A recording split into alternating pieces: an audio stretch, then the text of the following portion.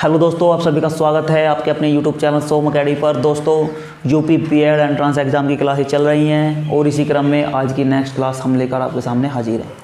दोस्तों, आपके लिए बहुत ज़्यादा इंपॉर्टेंट एक न्यूज़ ये भी है कि आपके लिए हमने बनाए हैं प्रैक्टिस सेट, और ये प्रैक्टिस सेट आपको ऑनलाइन उपलब्ध होंगे और वहाँ पर ही आप उन्हें करके जो है हल करके जो है अपनी स्कोरिंग देख सकते हैं, एवं जो उनसे आपने गलत क्वेश्चन किए हैं या गलत आंसर आपने दिए हैं तो वो भी आपको वहाँ पर ही जो है आपकी स्क्रीन पर दिख जाएंगे।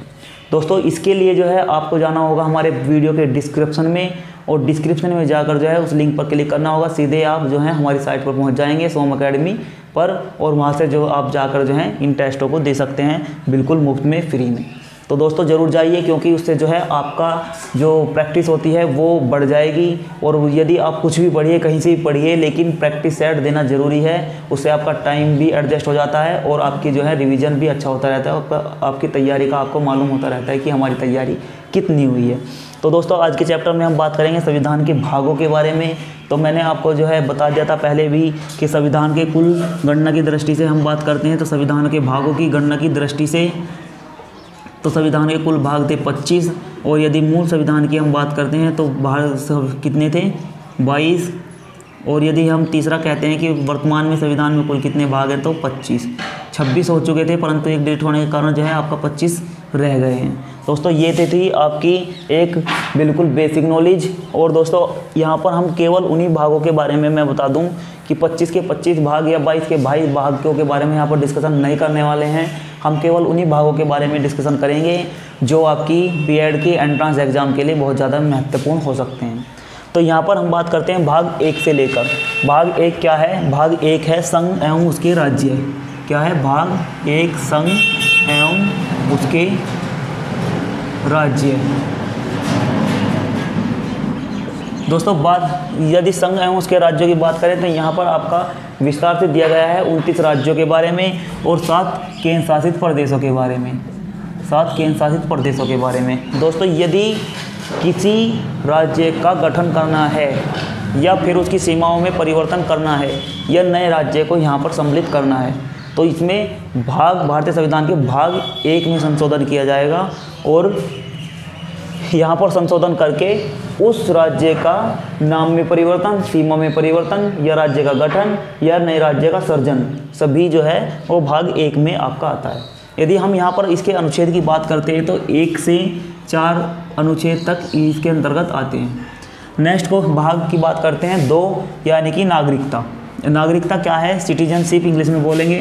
नागरिकता यानी कि भारत का नागरिक कौन होगा, भारत का नागरिक कौन होगा, उसे नागरिकता किस प्रकार दी जाएगी और किस प्रकार नागरिकता को छीना जा सकता है, ये सभी जो हैं आपके भाग 2 में का विषय है। भाग 2 में संविधान के मिलेंगी आपको नागरिकता भाग चैप्टर के अंतर्गत। इसके अनुच्छेद की हम बात करते हैं तो 5 से 11 अनुच्छेद तक इसका अनुच्छेद होता है।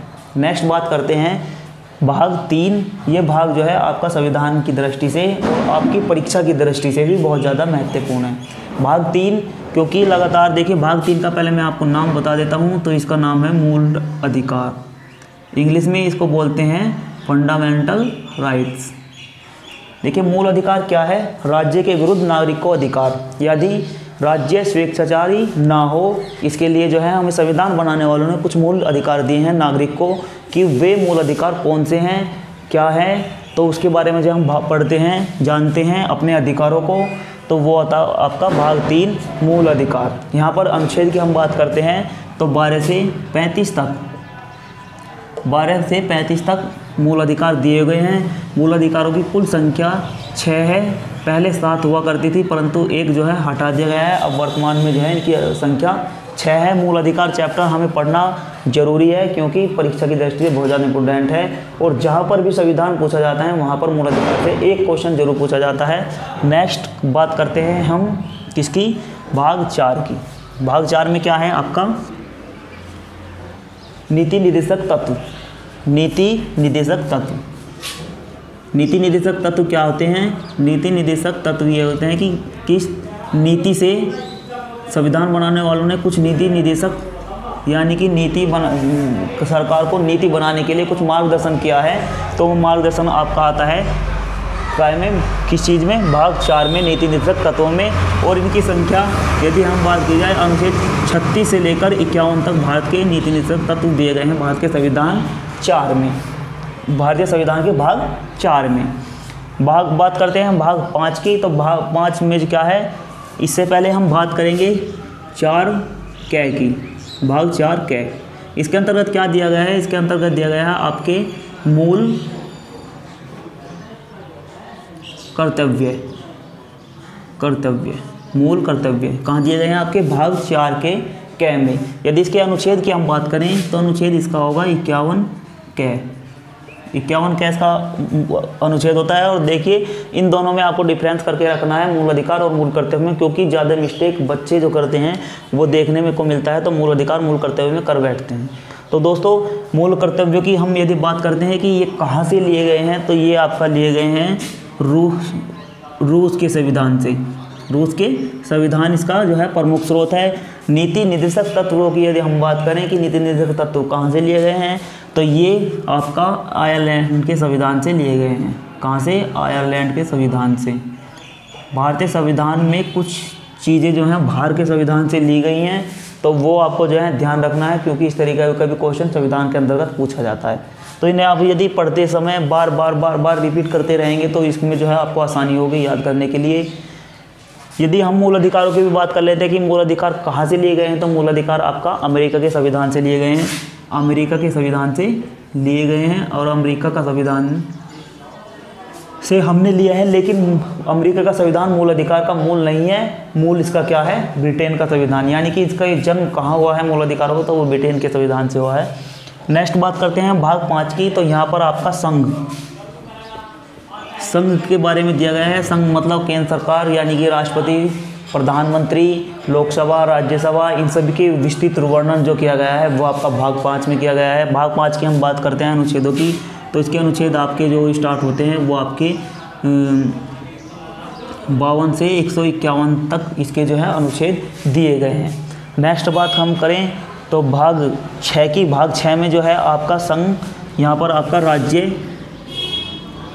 राज्य के बारे में दिया गया है, राज्य के बारे में दिया गया है। और इसमें क्या दिया गया है कि आपका राज्य की कार्यपालिका किस तरीके की होगी, वहाँ का राज्यपाल, वहाँ के मुख्यमंत्री, इस बारे में जो आपको विस्तृत वर्णन मिलेगा, अनुच्छेद मिलेंगे। विधानमंडल के बारे में, विधान परिषद के बारे में, विधानसभा के बारे में, तो वो आपको भाग 6 में मिलते हैं, यानी कि राज्य के अंतर्गत। और इसके अनुच्छेद की हम बात करें तो 152 से 237 तक, 152 से 237 तक इसका अनुच्छेद होता है। नेक्स्ट भाग हम बात की 7 की करते हैं, तो ये आपका डिलीट है, यानी कि निर्सित है। संविधान में लिखा हुआ है निर्सित, हटा दिया गया है। दोस्तों देखते हैं भाग 8। भाग 8 को हम देखते हैं तो भाग 8 में आपका क्या है? संघ एवं उसके संघ का जो है राज्य क्षेत्र, संघ का राज्य क्षेत्र, इसके बारे में, यानी केंद्र शासित प्रदेशों के बारे में, यदि उनकी संस्थाओं के बारे में, वहाँ पर किस तरीके से प्रशासन चलता है, उसके बारे में आपको भाग 8 में देखने को मिलेगा। और इसका अनुच्छेद आपकी बात करते हैं तो 237 प्लस 241 तक इसका जो है विवरण किया गया है। नेक्स्ट हम बात करते हैं तो वो है भाग 9, सॉरी इसका 42, भाग 9 की हम बात करते हैं तो भाग 9 में क्या है आपका? भाग 9 में जो है आपका पंचायत है, पंचायती व्यवस्था के बारे में जो है आपका भाग 9 में, भारत के संविधान के भाग 9 में दिया गया है। और ये 243 अनुच्छेद है, इसमें कै ख गह तो गह तक जो है आपका चला जाता है, इस तरीके से जो है चला जाता है इसके अनुच्छेद। तो यहाँ पर जो है पंचायती राज व्यवस्था भी आपकी परीक्षा की दृष्टि से बहुत ज़्यादा इंपॉर्टेंट चैप्टर है। अगली नेक्स्ट की बात करते हैं हम 9 की कै की, तो यहाँ पर आपका जो है प्रावधान किया गया है नगर पालिकाओं के बारे में, नगर पालिका के बारे में। और यहाँ पर भी इस तरीके से अनुच्छेद है 244 के अंतर्गत, 244 अनुच्छेद के अंतर्गत। नेक्स्ट भाग 9 के ख की बात करते हैं तो यहाँ पर आपका जो आती हैं वो आती हैं आपकी सहकारी संस्थाएं यहाँ पर पूछी जाती दी गई हैं। नेक्स्ट भाग करते हैं भाग 14 की, तो यहाँ पर है संघ और राज्य क्षेत्रों के अधीन जो सेवाएं हैं, अखिल सेवाएं हैं, वो यहाँ पर दी गई हैं। संघ एवं राज्यों के बीच अखिल सेवाएं, संघ राज्य अखिल सेवाएं यहाँ पर भाग 14 के अंतर्गत दी गई हैं। अखिल सेवा, यदि हम इसकी बात करते हैं अखिल सेवा, तो यहाँ पर देखिए IAS IPS PCS ये सभी जो है इसके अंतर्गत आते हैं। भाग 15 की बात हम करते हैं। भाग 15 भी बहुत ज़्यादा इम्पोर्टेंट है। तो यहाँ पर आपका क्या आता है, निर्वाचन आयोग। निर्वाचन जो है आपका भाग 15 में आता है निर्वाचन। नेक्स्ट भाग 17 की बात करते हैं, तो यहाँ पर आपकी जो है राजभाषा के बारे में विवरण किया गया है। राजभाषा संबंधित है कौन से चैप्टर से, भाग 17 से। 18 की बात करते हैं, तो यहाँ पर आपका आपात उपबंध दिया गया है। आपात उपबंध चैप्टर में क्या है मैं आपको बता दूं। भाषा में क्या है, यहाँ पर आपकी भाषाएं दी गई हैं कि राज्य की भाषा कौन सी होगी और उसके बारे में विवरण आपको दिया गया है। यहाँ पर निर्वाचन आयोग के बारे में विवरण मिलता है आपको, निर्वाचन आयोग के बारे में, और निर्वाचन किस तरीके से होगा, किस तरीके से सत्तारूढ़ पार्टी चुन कर आएगी, कौन सी पार्टी जो है आपकी कहाँ राष्ट्रीय होंगी, कौन सी जो है राज्य होंगी, यानी कि राज्य के क्षेत्र में आने वाली राजकीय पार्टी होंगी, और कौन सी राष्ट्रीय पार्टी होंगी, वे सभी आपके निर्वाचन के अंतर्गत आता है। और भाग 17 की बात करें राजभाषा की, तो राजभाषा में जो है आपका कौन सी भाषा राजभाषा होगी, कौन सी भाषाओं को जो है संविधान में मान्य है, कौन सी नहीं है, वो उसके बारे में 17 में दिया गया है। 18 में आपका आपात उपबंध दिए गए हैं। दोस्तों आपात उपबंध की हम यहाँ पर बात करें तो 3 तरीके कह सकते हैं, राष्ट्रपति शासन, आपातकाल, तीनों के जो है अलग अलग हैं ये, आपातकाल और आपका जो है वित्तीय आपातकाल, क्या बोला जाता है, वित्तीय आपातकाल। तो ये 3 तरीके के शासन, राष्ट्रपति शासन जो है वो आपका आपात उपबंध के अंतर्गत आते हैं। इसका अनुच्छेद जो है आपका 352, 356 और 360 है। नेक्स्ट की बात करते हैं तो भाग 20 की, तो यहाँ पर आपका संवैधानिक संशोधन आते हैं। संवैधानिक संशोधन यहाँ पर कुछ जो है इसके अंतर्गत आते हैं, यानी कि संविधान में किस तरीके से संशोधन किया जा सकता है, किस भाग में कभी संशोधन नहीं किया जा सकता है, किस भाग को जो है बदला जा सकता है, किसे कभी भी नहीं बदला जा सकता है, उसके बारे में किस तरीके से बदला जा सकता है, क्या प्रक्रिया होगी, तो उसके बारे में टोटल जो है आपका सभी भाग 20 में दिया गया है संविधान संशोधन। यहाँ पर संविधान संशोधन और इसके अनुच्छेद की हम बात करते हैं तो 368 यहाँ पर बहुत ज़्यादा इम्पोर्टेंट है।